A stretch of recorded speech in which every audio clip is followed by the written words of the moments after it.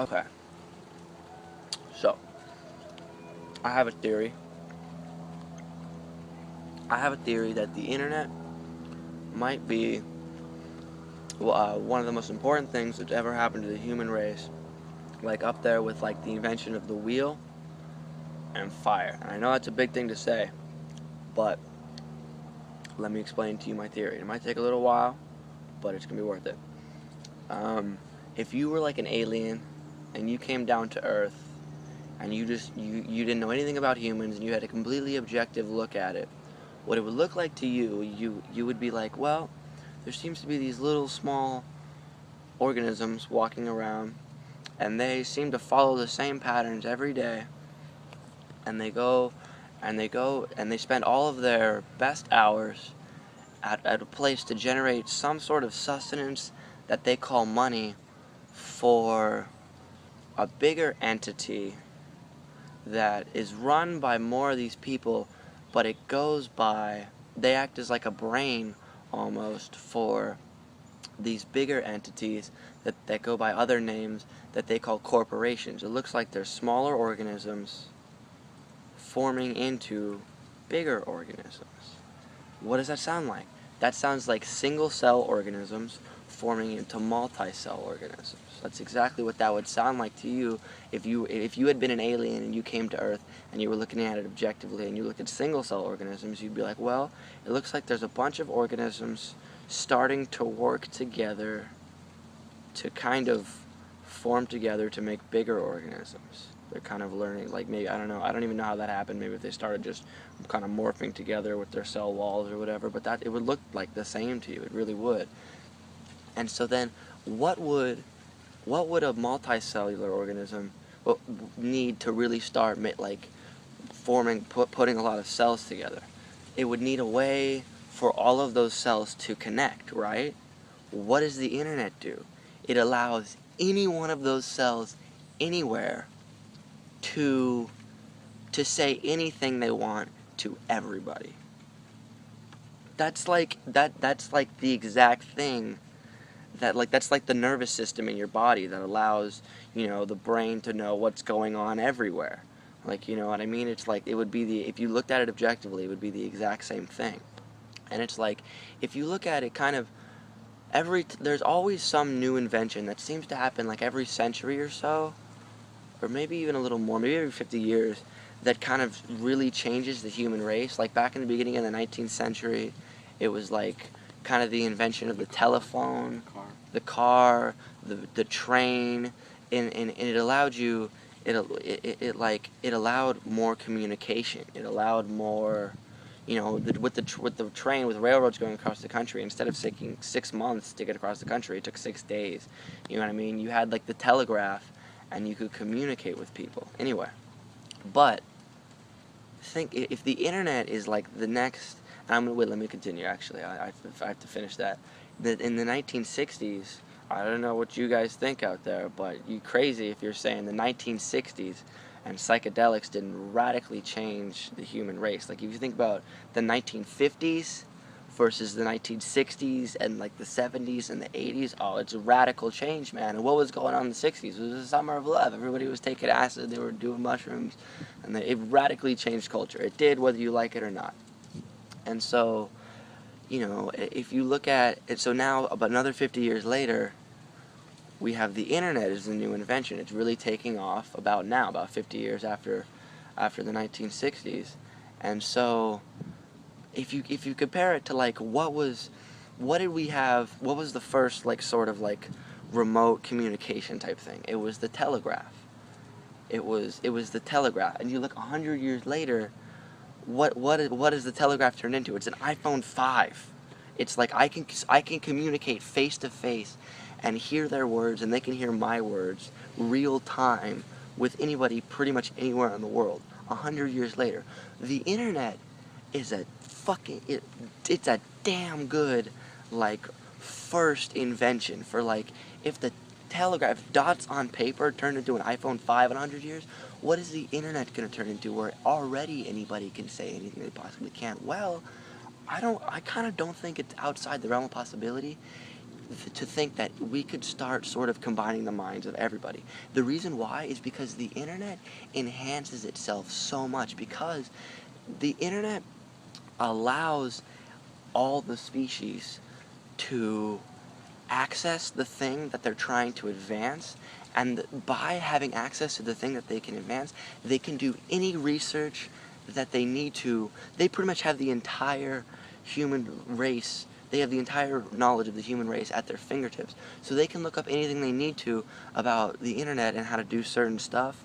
So it gives them an infinite amount more knowledge, it gives them direct access to the thing that they're trying to change, and it gives them the ability to tell anything that they come up with to the entire species. So the internet, like, is like, if when they invented the telegraph, it was like, you know, if some dude happened to figure out something cool that they could do the telegraph, it's like to contact anybody and to tell anybody important. Like, did you even know who anybody important would be? Like, the internet, but in its own nature, allows itself to advance so quickly that it's like if the freaking telegraph went from dots on paper to... I'm sorry, my phone ran out of space, so I'm recording the rest of the video now.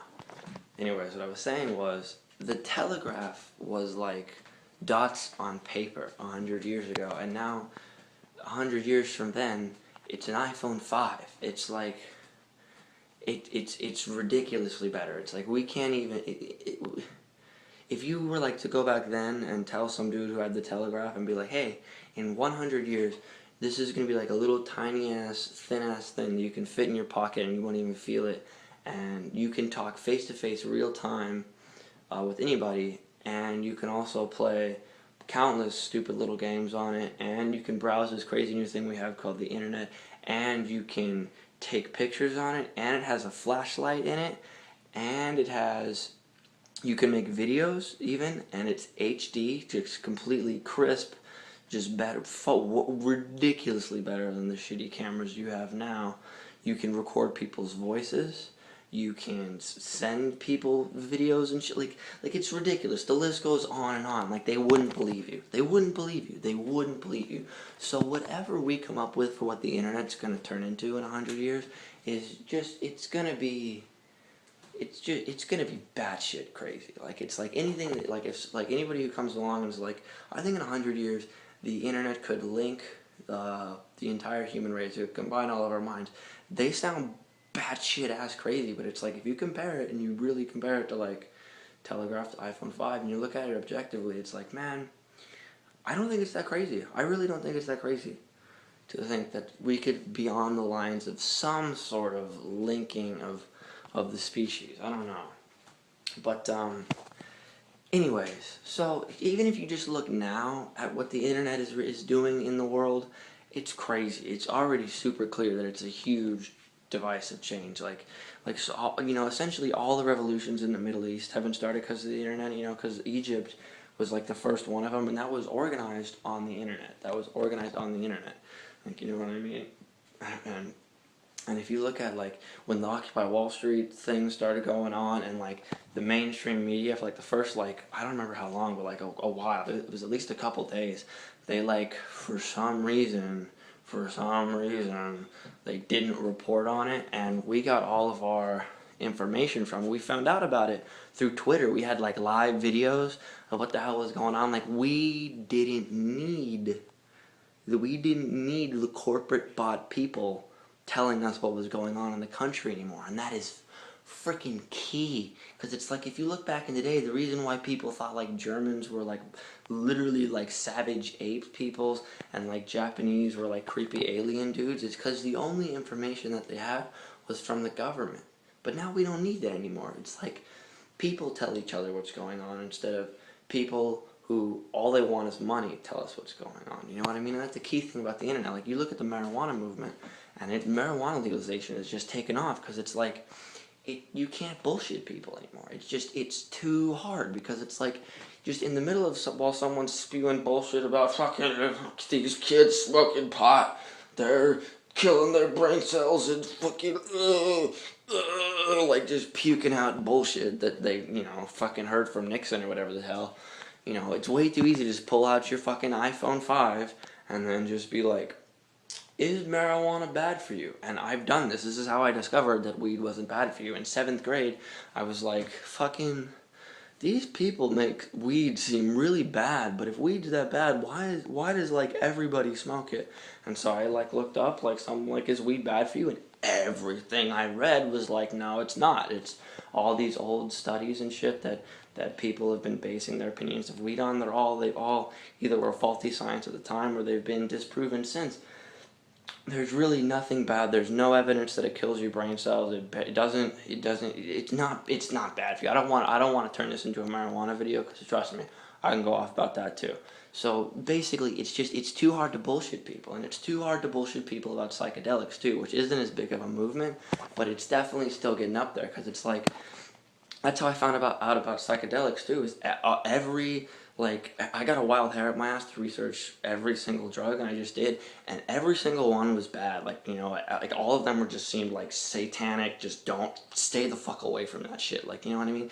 Except for psychedelics and weed. Everybody was talking about psychedelics was like, yeah, I use them, I expand my mind, I get to look at things objectively, I have a greater appreciation for the people in my life and for the opportunities I have. You hear about people like quitting cigarettes and shit from doing mushrooms, and you're like, just everything I would read about it was good, and everything I would read about it would be like, yeah, they're not bad for you. The way they work with your brain chemistry is like, they're super close to natural brain chemicals anyway, so it doesn't damage your body at all. And I was like, well, that sounds like something I want to do too. Like, just for example, while I'm talking right now, go over into the next tab and Google this. Google LSD Erowid, which is, for those of you who don't know how to spell it, LSD space EROWID. Google that, and something will come up that should say like Erowid LSD Vault, and the website should be like erowid.org. Go on there and read like the basics, the effects, the health, and read all that, and then read like a couple people's trip reports, do research about it, which is what I always fucking tell people to do, is do some research before you spew your bullshit. Do that, and then tell me LSD is bad. It's like you can't anymore, and that fact right there is something that's never existed before. Back in the old days when people thought acid made you crazy, all they had was Nixon being like, fucking acid rocks holes in your brain, mushrooms make your brain bleed. But now you can just be like, LSD Vault. Oh, no it doesn't. No it doesn't. You're full of shit. And that is key to human evolution. And that is what the internet provides. Lose You from the Mountains. Subscribe. I'll be putting some music on. I'll be putting more ideas up. And if I see any random cool shit, I'll be sure to post it too.